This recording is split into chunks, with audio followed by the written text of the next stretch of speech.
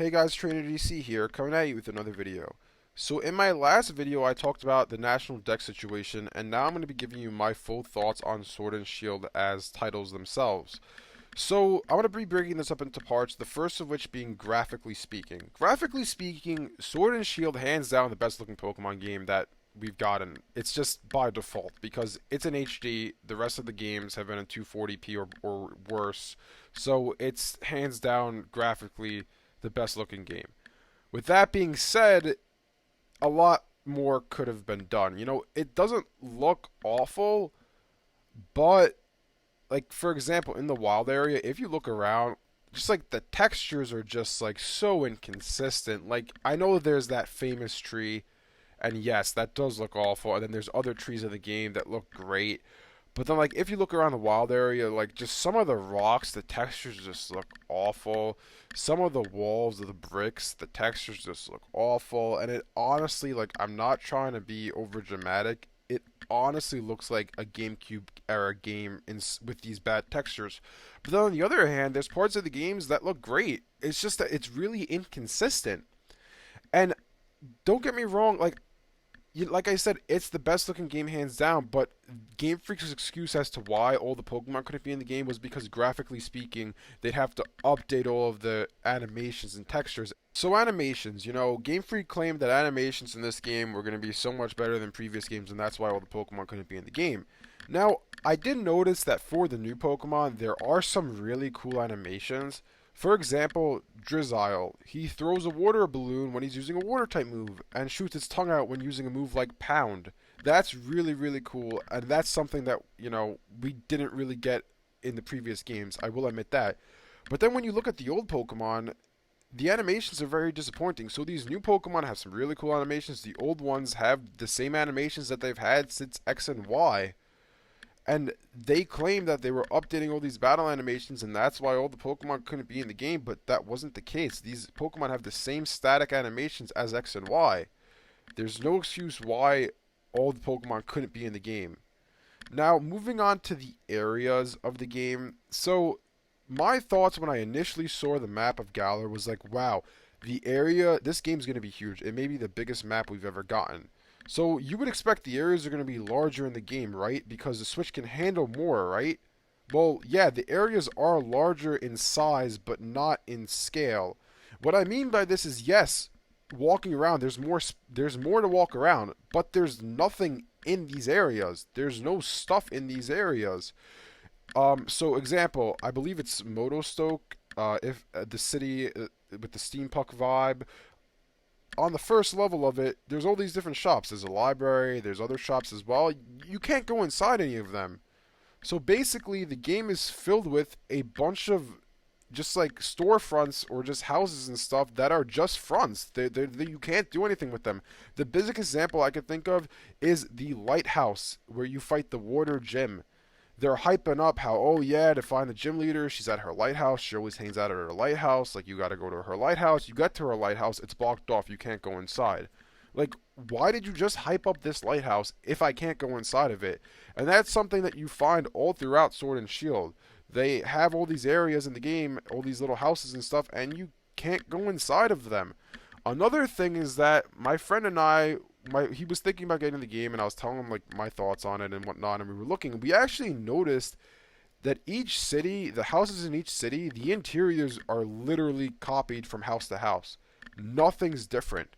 The walls are the same, the paintings on the walls are the same, the couch is the same, literally the hat and the jacket on the coat rack is the same.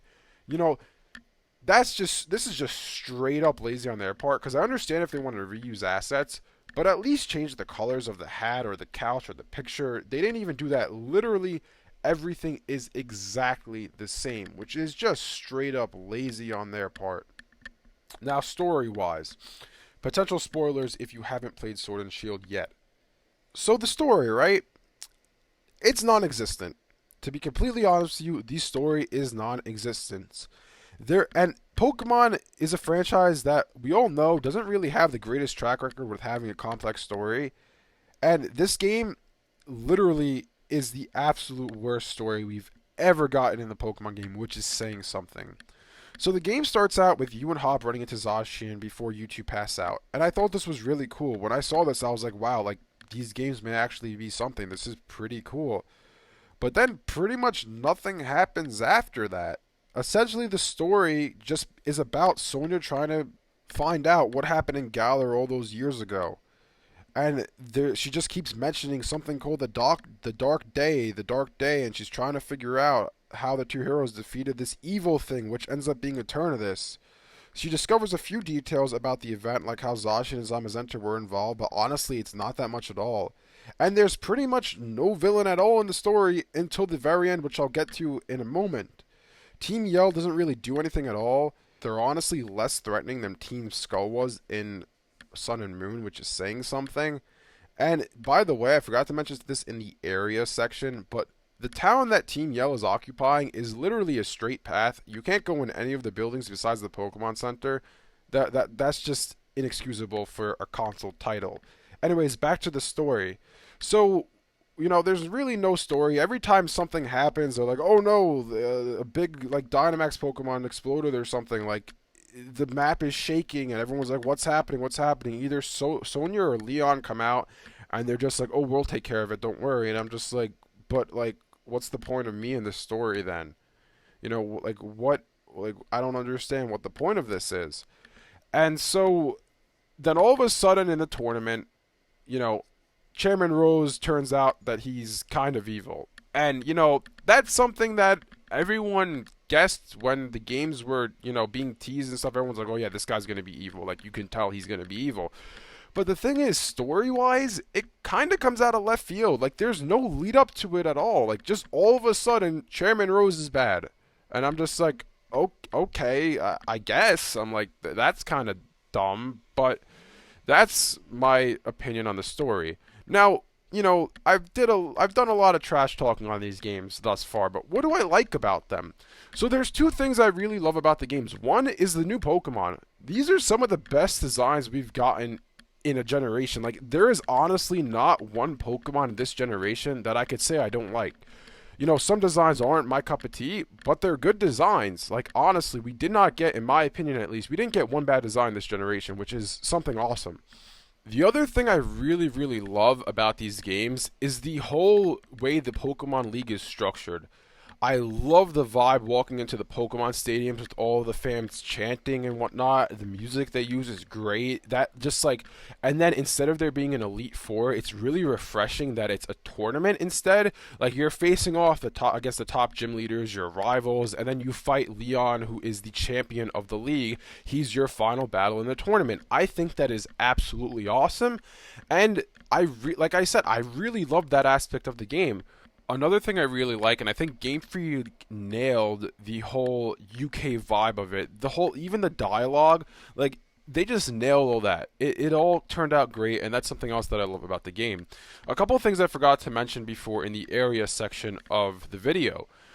Now, when you look at the map itself, there's a lot of dead space. Like, you look at the map, like if you look up online Pokemon map, or you look at the one I have on screen, there's a lot of mountainous areas that I thought we would have been able to explore, but you can't explore them. They're just blank. You can't do anything with them, which really sucks. So this is probably one of the smaller regions we've gotten. I don't know if it's as small as Alola, but it's pretty small. And one last thing is that the game has only 2 caves in it, right? And these caves are one level. There's no, like, you go down the stairs, you go to the basement, you go to the up, there's a second floor. Like, there's nothing like that. And this entire game, I believe there's only 1 building or 2 buildings that have a second floor to them. All the other games are 1 floor. Even your house that you have, your house in the game has only 1 floor, and your mom doesn't even have a bedroom. Like, there's only your bedroom, and then there's a door that, like, I assume goes to a second floor, or maybe it's just a closet or something, because I assume your mom has to sleep somewhere. She doesn't sleep on the floor, so she has a bedroom. So there's a door that probably goes to a second floor that we can't access. So, like I said, there's stuff I like about the game, and there's really things that I think Game Freak hit a home run with, like the designs of the Pokemon, the general aesthetic of the British vibe, and then the Pokemon Tournament League I love. But then there's so many things that I just really think if Game Freak had an extra year of development, if they didn't rush these games out, these games could have been some of the best in the franchise. And what really sucks, honestly, even more, is, you know, generally Game Freak does a third version, which I'm glad they're moving away from with Sword and Shield, just doing DLC instead. But this is the one time where I feel like we honestly need a third version, because maybe if we had a third version, all these things I've mentioned in this video would be fixed in that third version. But that's not going to happen because we're just not going to get a third version. The next time we'll be playing in Galar will most likely be 10-15 years from now when we have Sword and Shield remakes, which really sucks because, like I said, there's a lot of things that this game does right. But for everything this game does right, there's about 5 things that it does wrong. And that's why I think that Pokemon Sword and Pokemon Shield are the worst Pokemon games in the franchise. Anyways, let me know in the comment section below your thoughts on Sword and Shield. Thanks for watching, and I'll see you guys next time.